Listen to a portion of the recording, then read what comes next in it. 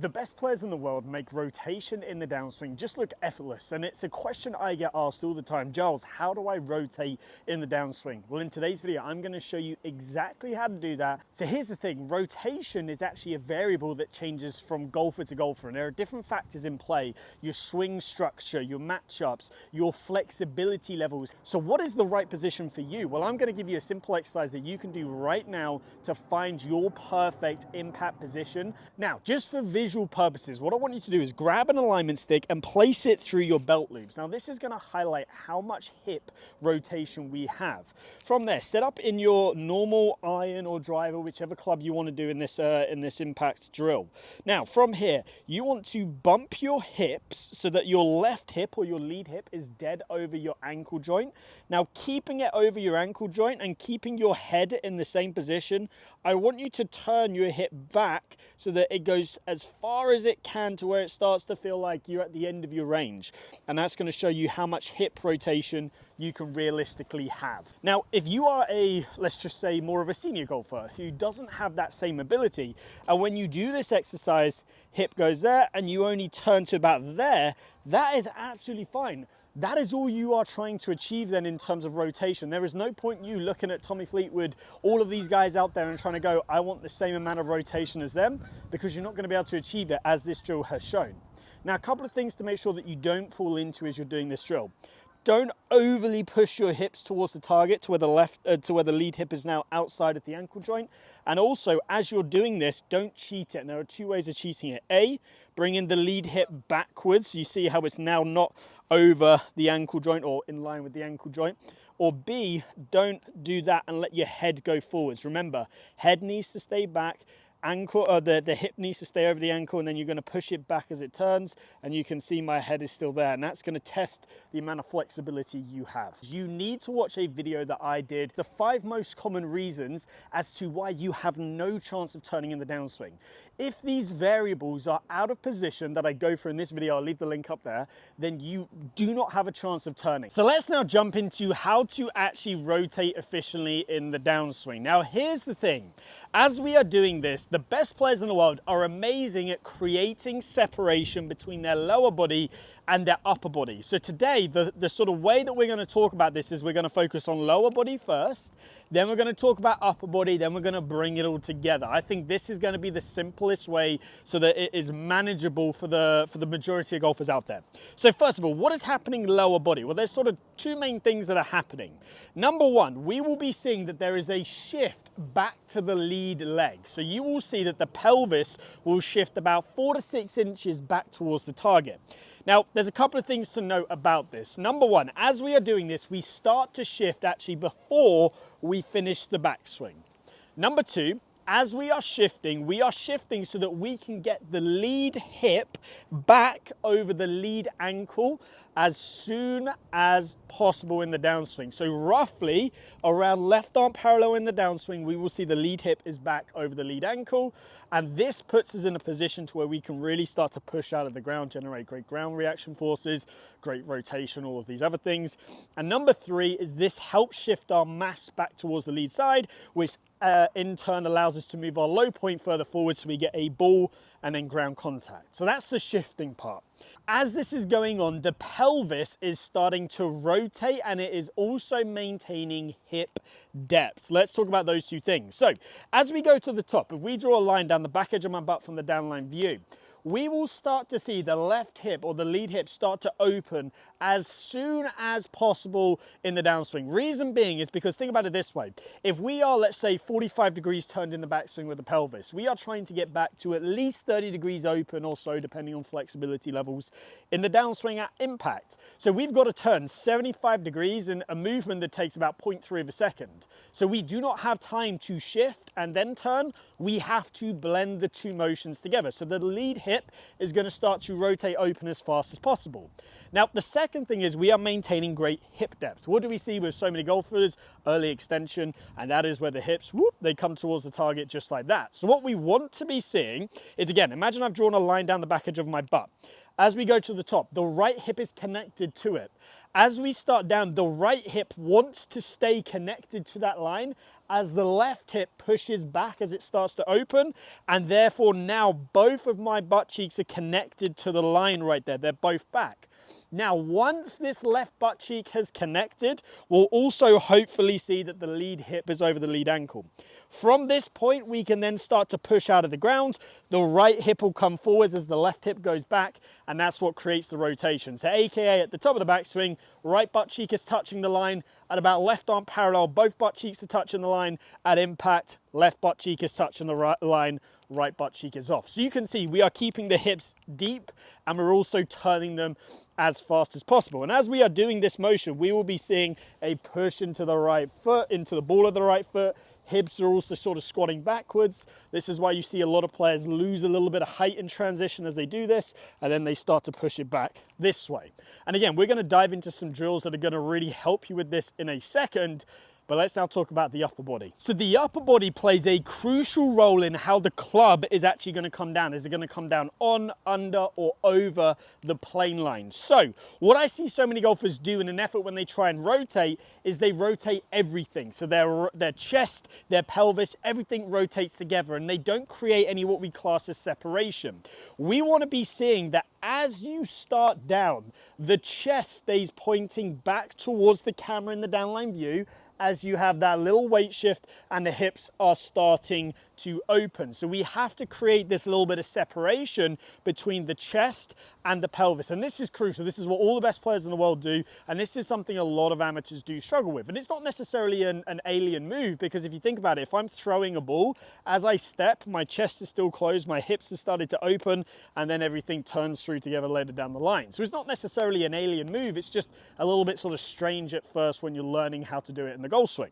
So as the chest is staying passive, this is what gives the club time to shallow onto plane, and it also allows the right shoulder to start to drop into what we class as right bend. So side bends this way. So if I just grab the club, drop my right shoulder down, that is side bend.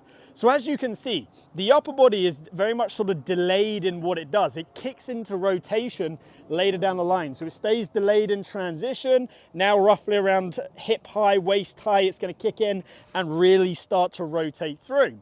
So this is why everyone talks about the lower body leading the motion. It's the lower body that goes first, and then the chest and everything comes through later. If the chest starts the motion, you're going to want to swing over the top, which is not something that we want to be doing. We want to keep the chest passive in transition. We want to allow the club to shallow, and from there, we are going to see the best possible results. So now we know what the lower body's doing. Now we know what the upper body's doing. Now we've got to give you some drills that are going to bring this all together, because if we don't have great drills, we cannot learn this motion efficiently. So I have got 3 very specific drills for you. The first one's going to work on transition. The second one's going to bring all of it together, and the third one's going to be more of an impact training drill. So let's kick this off by looking at the first one, which is the wall drag drill. So what I want you to do is find a wall, flip your club over and grip it just below the club head, and stand anywhere from 1.5 feet to half a foot away from the wall, depending on body type and backswing structure. Just go to where it feels comfortable. Now for video purposes, I'm going to draw a line in the edit, imagining that's my wall. So I'm going to set up to where my golf ball would be. I've got the wall behind me back here. As I swing back, I'm going to go to the top, and I'm going to make sure I haven't touched the wall in the backswing. So at the top of my backswing, this club is off the wall this way. Now, as I start down, 2 things are going to happen. The first one is the club, as I start down, is going to go from not touching the wall to touching the wall. So it's going to shallow.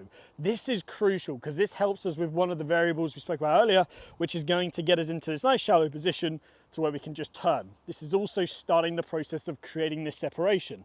So to the top there, as that then happens, the left hip is going to start to unwind and open. So you're going to push into that as you get this lead hip opening. And you can see I've squatted down, my glutes are deep, and you can see this club is shallow in this position now. Once it's in this position, continue to rotate, drag the club down the wall and all the way through. So again, to the top of backswing, opening your hips, drag it down the wall, boom, all the way through. And you can see how the club goes this way, hips are rotating open, chest is staying passive. That's how we blend everything together in the transition. Now let me actually hit a shot for you about 70% speed of me doing this. I've got an 8 iron here just for reference. I'm going to go up, not touch the wall, open the left hip in transition, get the club touching the wall, and then slide it down all the way through as I continue to turn. Just like so, produced a nice little draw, and that is going to help you start to understand that the hips open straight away. As the club starts to shallow, this creates the separation in transition. So the second drill is one of my favorite drills, and it's called the Chopsticks Drill. Now this is an awesome drill because it is going to teach you how to sort of coordinate your lower body and your upper body. So grab 2 alignment sticks, place the first one through your belt loops just like so, and have it so you have sort of 2/3 of it sticking away from the target. Same thing with the one on your shoulders, have it all the way to the lead shoulder right there, and everything else sticking out behind the trail shoulder. Now what you're going to do is turn to the top of your backswing, and as you start down you are going to have that shift. Feel the separation as your hips start to open and turn all the way through so that you can hit the back of the alignment stick through your belt loops with the one on your shoulders. Now, if you don't create the separation, you will go to the top and you will see this. You will not see the 2 alignment sticks clipped together. So we want to be seeing a good shift as the lead hip starts to open, hips are staying deep.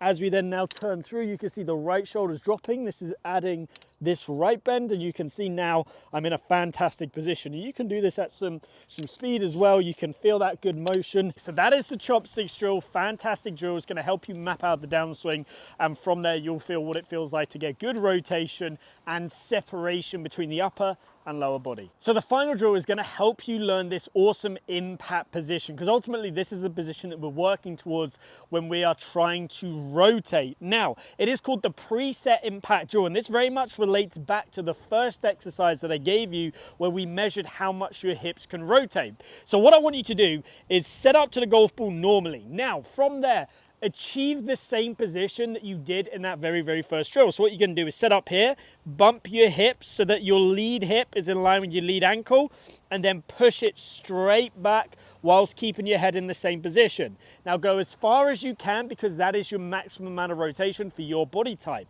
As you do that, you might feel your right shoulder drop as well. Now, from this position, this is your goal to get back to this point. We are actually going to turn from this point here. We're going to turn and try and return back to this position so you can feel that separation. Couple of things I see people do wrong when doing this drill. The first one is they'll get into this position and then they'll let their head go forwards. Do not do that. The second one is that they get into the good impact position, they'll turn back, and then as they come down, they'll stand up. So remember, a massive part of this is actually keeping the hips deep on the way back. So feel like you're pushing that left hip back and behind you this way in order to try and exaggerate this motion as much as possible. Remember, we need to use exaggerations to our advantage when doing this drill. So let me demo this drill for you here. Normal setup here. Again, got an 8-iron in my hands. From there, I'm going to bump the left hip forwards, head staying in the same position, push it back to where it feels like I've got a good amount of hip rotation. Now from here, turn from this point and just clip it away. And you can see as I've done that, I've returned it back to a great position. I've got good width on the way through, nice solid contact, probably flew about 100 yards. And you can see from there, that is going to train what it feels like to get into that position. So from there, you can then sort of piece everything together, because we have the transition drill. We can feel that left hip start to open. From there, we have the Chopsticks drill, which gets us from the top of the backswing all the way down to impact. And then from there, you've got the preset impact drill. So all 3 of those drills are going to teach you each segment of the motion. Bring it all together. That is how you learn how to rotate in the downswing. So there you have it. That is my rotation guide for the downswing. Now, be sure to check out that video with the 5 most common reasons as to why you cannot rotate. If you get that wrong, you will not be able to rotate no matter how well your body pivots, because it's going to have to make up for these compensations that could potentially be out. Now, if you have questions about today's video, drop them down below. And if you've tried everything to rotate and it's still not working and you need a one-to-one lesson with myself, I offer online coaching, so you can have a lesson with myself no matter where you are in the world. Click the link down below. I'll leave it in the description.